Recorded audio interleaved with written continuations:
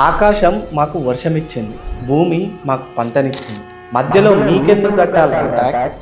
ఈ డైలాగ్ వినగానే మనకు గూస్ బంప్స్ వస్తాయి కదా. ఇది కేవలం సినిమా డైలాగ్ కాదు ఫ్రెండ్స్, ఇది 200 సంవత్సరాల క్రితం బ్రిటిష్ ఎంపైర్ని గడగడలాడించిన ఒక రియల్ స్టోరీ.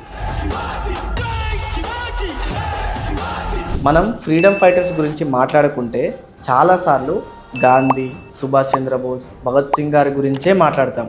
కానీ దీనికన్నా 60 ఇయర్స్కి ముందే అసలు ఫారెనర్స్కి నేనెందుకు తల వంచాలి అనే క్వశ్చన్ చేసిన మొదటి వీరుడు వీరపాండ్య కట్టబొమ్మన్.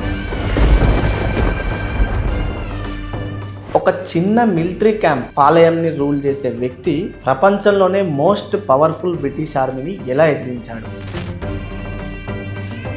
అసలు ఆయన ప్రొఫెషన్ ఏంటి? ఈరోజు ఈ వీడియోలో ఆ ఎమోషన్స్ని మళ్ళీ లైవ్గా ఎక్స్పీరియన్స్ చేద్దాం. Welcome to Mahesh talks Telugu. మనకు ఫ్రీడమ్ వచ్చింది అనగానే మనకు గుర్తొచ్చే పేర్లు ఏంటివి? మహా అయితే కొన్ని నేమ్స్ మాత్రమే గుర్తొస్తాయి. కానీ యాక్చువల్గా హిస్టరీ బుక్స్లోని పేజెస్ మధ్యలో మిగిలిపోయిన అన్సంగ్ హీరోస్.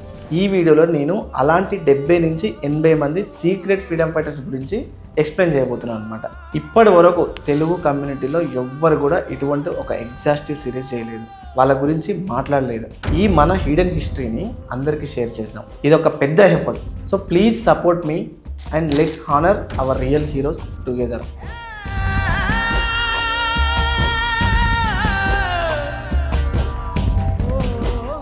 సో ఈ సిరీస్లో మన మొదటి వీరుడు వీరపాండ్య కట్టబొమ్మన్ జనవరి 3, 1760లో తమిళనాడులోని పాంచాలకుర్తిలో జన్మించారు. వాళ్ళది తోగల్వార్ కమ్యూనిటీ, అంటే skilled Telugu speaking warriors and fighters అన్నమాట. వాళ్ళ ఫ్యామిలీ యాన్సిస్టర్స్ వచ్చేసి ఆంధ్ర నుండి తమిళనాడుకి మైగ్రేట్ అయ్యారు. ఆయన పేరెంట్స్ జగవీర కట్టబొమ్మన్ అండ్ అరుముగ తమ్మల్. ఆయన 30 ఇయర్స్ ఏజ్ వచ్చే వరకు జస్ట్ ఒక ప్రిన్స్ లాగా కాకుండా ఒక వారియర్ లాగా ట్రైన్ అయ్యింది. ఇక్కడ ఒక చిన్న క్లారిటీ తెచ్చుకుందాం. ఆయన కింగ్, రాజు కాదు, ఆయన పాలయక్కర్, అంటే holding a group of villages, Palayam, responsible for collecting taxes and maintaining orders and providing soldiers అన్నమాట. ఈ పాలయక్కర్ సిస్టమ్ ఏంటంటే ఇది విజయనగర్ ఎంపైర్ టైంలో స్టార్ట్ అయిందనమాట. కింగ్డమ్ని చిన్న చిన్న పార్ట్స్, పాలయమ్స్ లాగా డివైడ్ చేస్తారు. యాజ్ ఏ పాలయక్కరర్ కట్టబొమ్మన్ ప్రొఫెషన్లో 3 మెయిన్ డ్యూటీస్ ఉండేవి. దాంట్లో నెంబర్ 1 అడ్మినిస్ట్రేషన్, తన రీజియన్లో ఉన్న 96 విలేజెస్ని రూల్ చేయడం అనమాట. అండ్ సెకండ్ 1 వచ్చేసి ట్యాక్స్ కలెక్షన్, ఫార్మర్స్ దగ్గర రెవెన్యూ కలెక్ట్ చేసి దాన్ని అడ్మినిస్ట్రేషన్కి యూజ్ చేయడం. అండ్ థర్డ్ 1 మిలిటరీ ప్రొటెక్షన్, ఇది చాలా ఇంపార్టెంట్.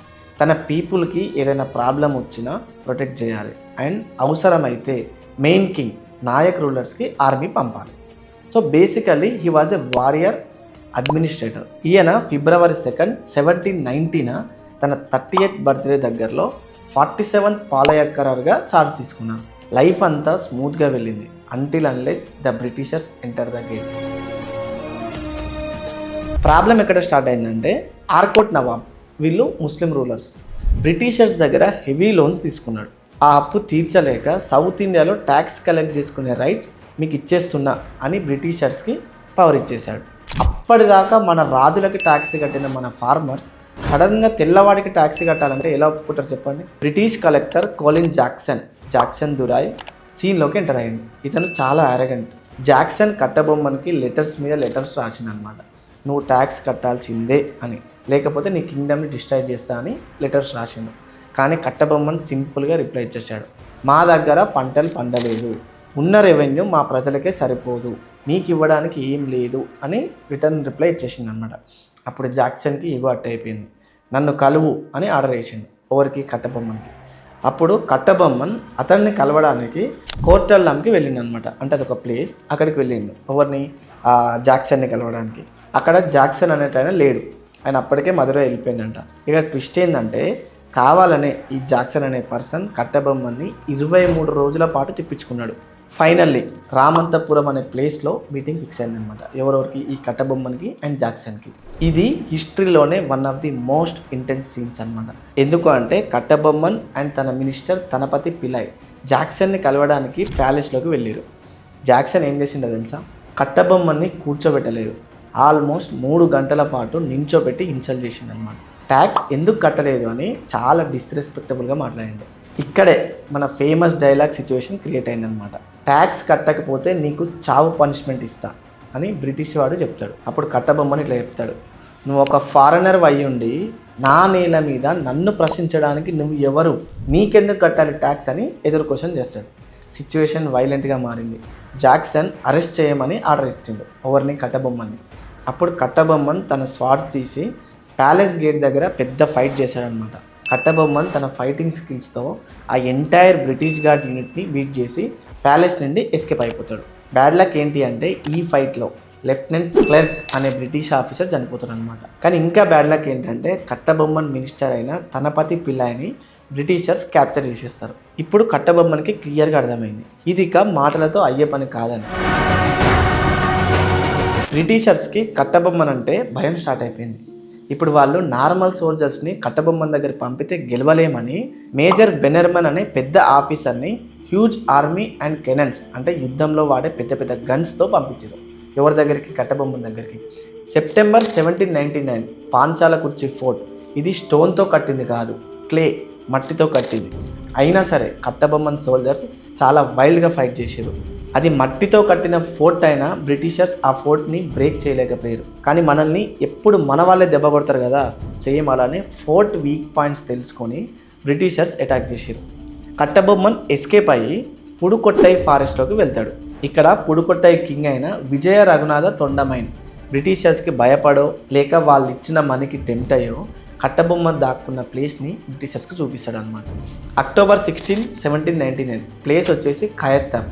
బ్రిటిషర్స్ కట్టబొమ్మని హ్యాంగ్ చేయడానికి ఒక టామరిన్ ట్రీ, చింత చెట్టుని సెలెక్ట్ చేసుకుంటారు. చుట్టుపక్కల ఉన్న విలేజ్ పీపుల్ని అందరినీ పిలిచారు. ఎందుకంటే కట్టబొమ్మన్ చావును చూసి ఇంకా ఎవడు ఎదురు తిరుగుతాడని. కానీ అక్కడ జరిగింది వేరు.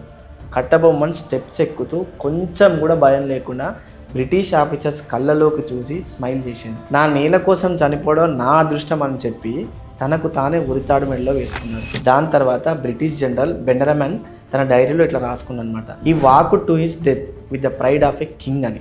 దాని తర్వాత ఆయన చనిపోయిన పాంచాల కుర్చీ ఫోటో అవుతుందో దాన్ని బ్రిటిషర్స్ ఫుల్గా డిమాలిష్ చేసేసారు అనమాట. ఆయన క్రియేట్ చేసిన ఇంపాక్ట్ మాత్రం ఇప్పటికి పోలేదు. అండ్ దాని తర్వాత కట్టబొమ్మన్ చనిపోయిన కొన్ని ఇయర్స్కే ఆయన బ్రదర్ అయిన ఒమైడురై మళ్ళీ బ్రిటిషర్స్ మీద మళ్ళీ తిరుగుబాటు చేసింది అనమాట.